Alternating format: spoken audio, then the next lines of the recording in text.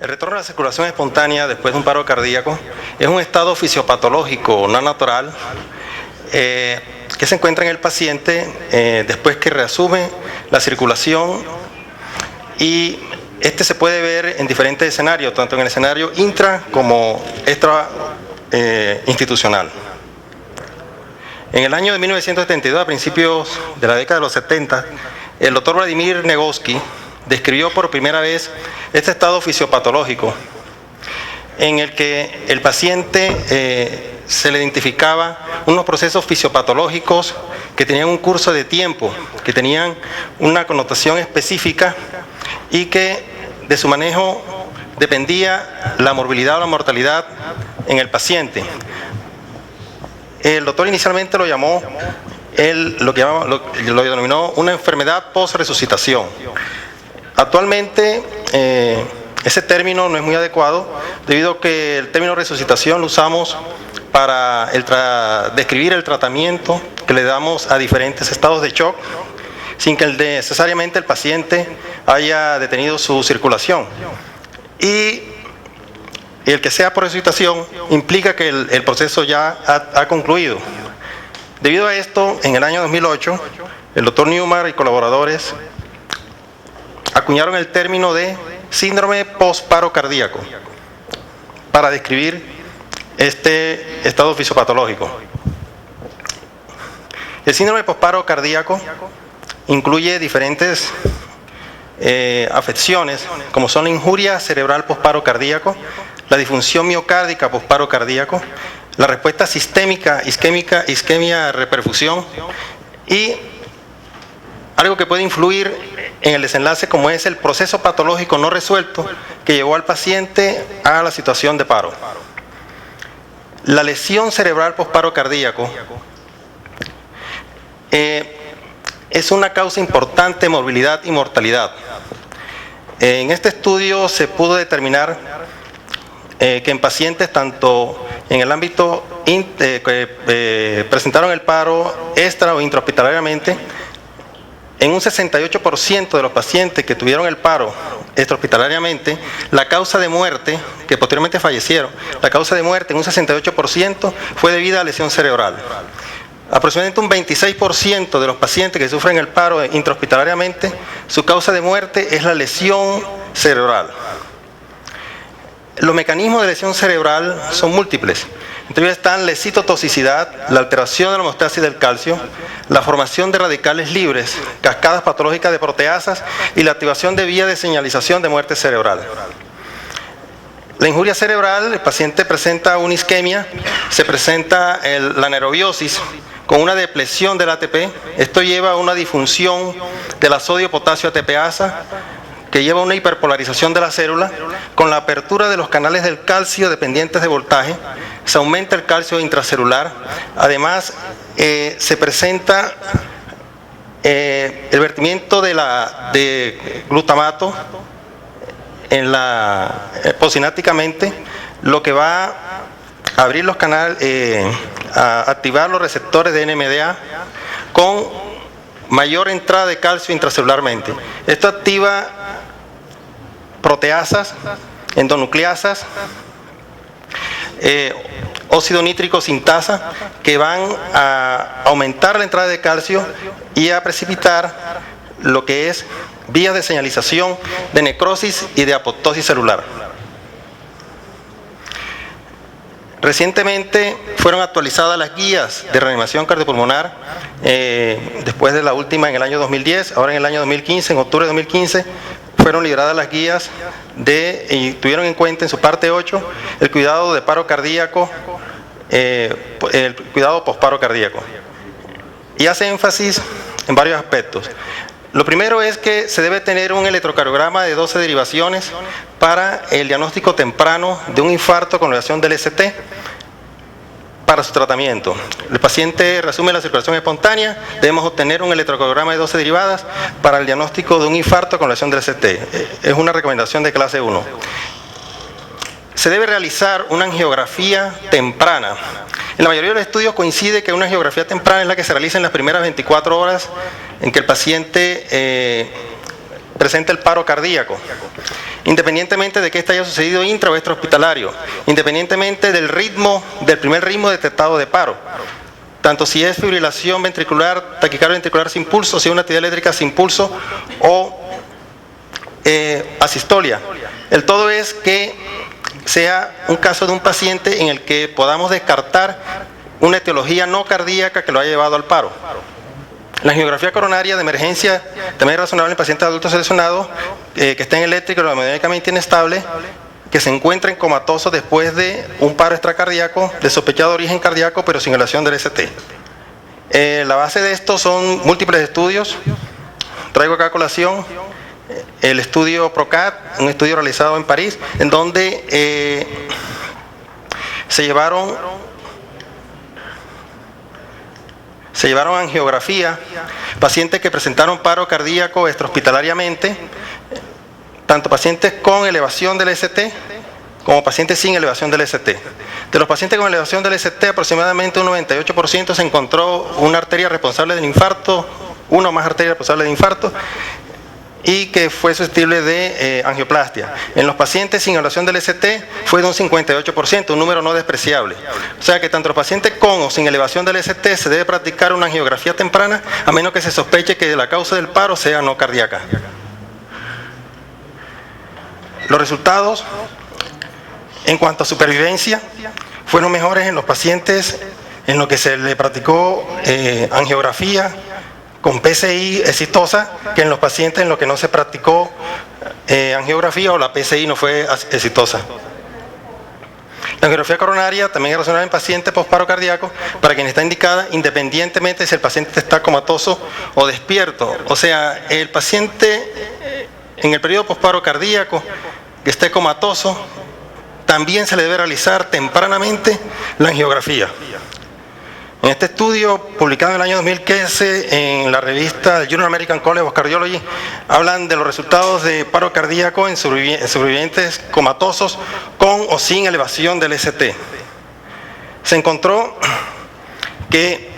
una arteria culpable del infarto en el 80% de los pacientes con elevación del ST y en el 33% de los pacientes sin elevación del ST. Aquí describen las diferentes arterias que estuvieron implicadas. Y la supervivencia fue mejor en los pacientes en los que se le practicó coronariografía con PCI que en los pacientes en los que no se le practicó. Y hubo acá, aparentemente hubo un mejor resultado en los pacientes con infarto con elevación del ST que en los pacientes sin elevación del ST.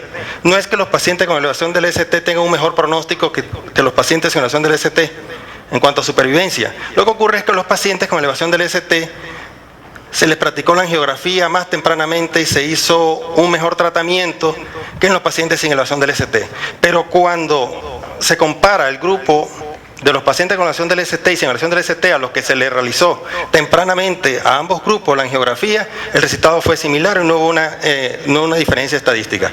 O sea, la conclusión es que pacientes que presentan un paro cardíaco sin una evidente causa no cardíaca, sí, pacientes que hayan presentado asfixia o que se haya determinado que sea por una intoxicación, que tenga una causa identificada del paro cardíaco diferente a la cardíaca, se le debe practicar tempranamente una angiografía, independientemente si está en estado de coma o no, o de si se presentan elevación o no del ST.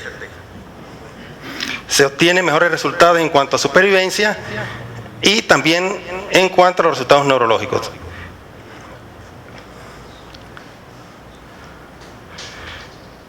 La guía también habla del uso de inotrópicos y vasopresores. Como le decía el doctor, no es que tengan un impacto sobre la mortalidad, pero lo que sí está claro es que se deben evitar las hipotensiones. Se usan vasopresores que regularmente empleamos en la unidad de cuidados intensivos, en las salas de cirugía, como la norepinefrina, la dopamina, la dobutamina, a las dosis usuales. La guía hace énfasis en el manejo específico de la temperatura, el manejo de la temperatura dirigido a metas.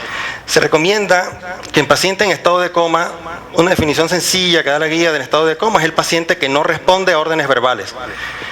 Se debe, en pacientes adultos con retorno a la circulación espontánea después de un paro cardíaco, debe practicársele un manejo específico de la temperatura, o sea, lo que es la temperatura dirigida a metas, tanto en pacientes con fibrilación ventricular, de carga ventricular sin pulso, como en pacientes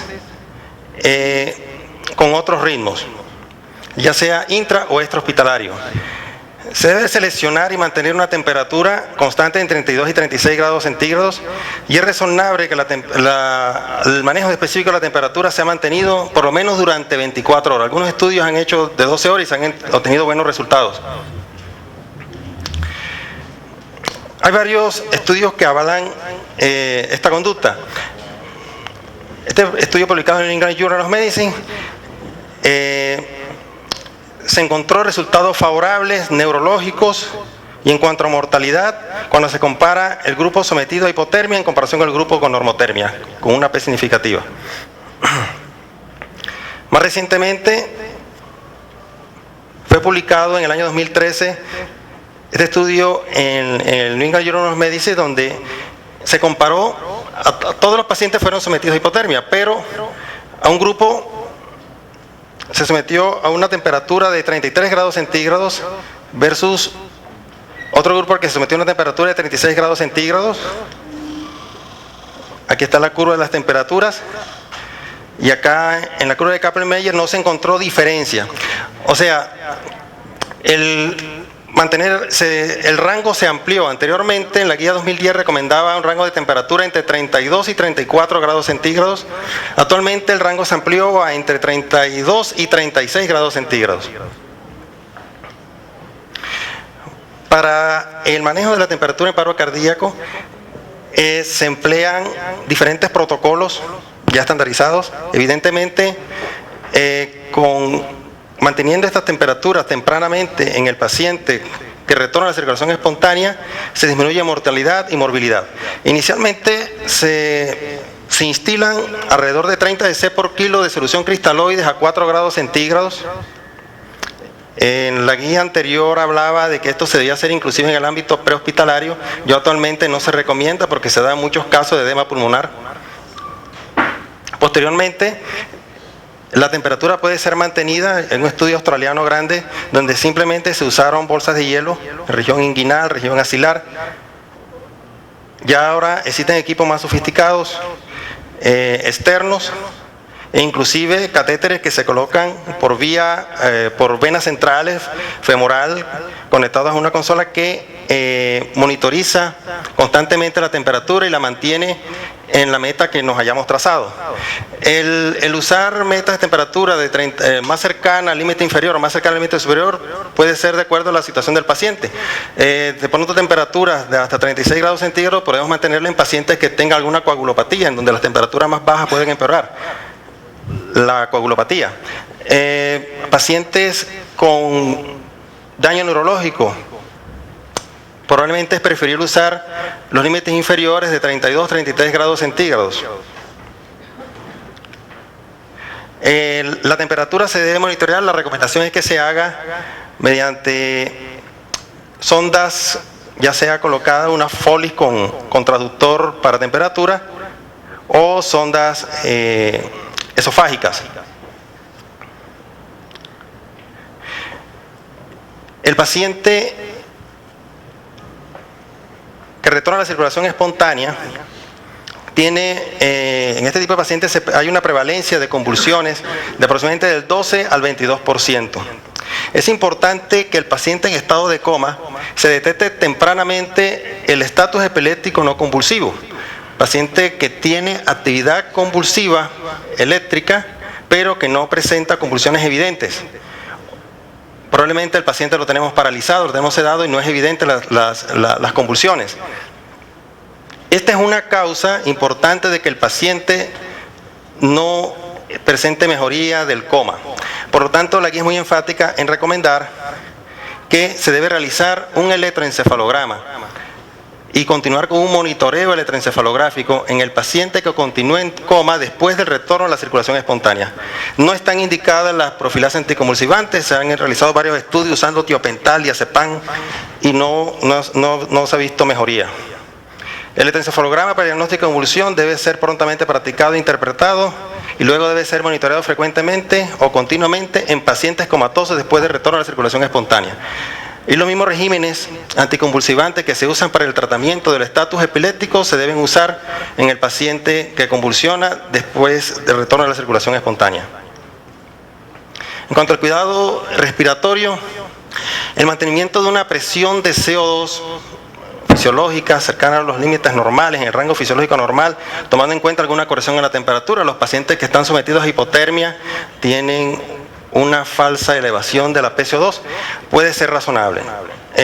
Ya se puede hacer por capnografía, con el end-tidal CO2 o con la presión arterial de CO2 en esos límites. Varios estudios respaldan esto. Existe una asociación entre la presión parcial por resucitación del dióxido de carbono y resultados neurológicos en pacientes con síndrome postparo cardíaco. En este estudio se observa que en el grupo de pacientes en los que se mantuvo un rango de PCO2 entre 30 y 50 milímetros de mercurio, tuvieron unos mejores resultados neurológicos que en los pacientes en lo que presentaron hipercapnia, hipocapnia o en lo que presentaron combinación de estas. En este estudio se observa una curva en forma de U, paciente que se acerca a los límites fisiológicos de PCO2 tiene mejores resultados. Este es un estudio de mortalidad intrahospitalaria, tiene menor mortalidad que los pacientes que presentan hipocapnia. O sea, se debe evitar la hipocapnia. El paciente se debe mantener con una PCO2 entre 35 y 45 mililitros de mercurio. No se debe hiperventilar. En cuanto a la oxigenación, se debe evitar la hipoxia luego del retorno a la circulación espontánea. La mayoría de los estudios coinciden en que los límites los límites seguros de oxigenación están entre 60 y 300 milímetros de mercurio de presión arterial de oxígeno. Hasta que tengamos un dispositivo que nos puede determinar la saturación arterial de oxígeno, se debe suministrar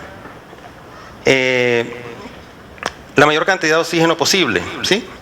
Cuando ya tengamos un dispositivo en el que podamos medir la saturación arterial de oxígeno, la FiO2 se debe regular hasta mantener una saturación de oxígeno mayor a 94%. La mínima cantidad de oxígeno que me mantenga una saturación mayor a 94%.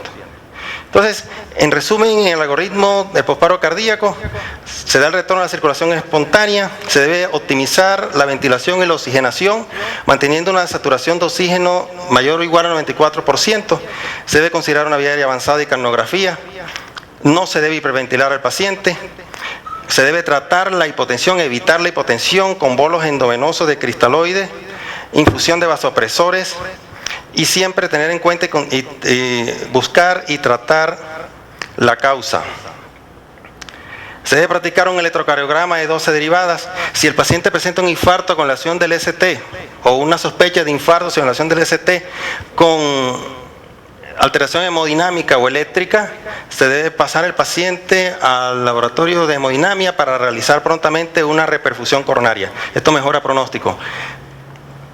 Si el paciente se debe determinar si el paciente está o no en coma. Si obedece órdenes, pues se sigue el cuidado crítico avanzado. Si no obedece orden, se debe iniciar, es una indicación clase 1, el manejo dirigido de la temperatura.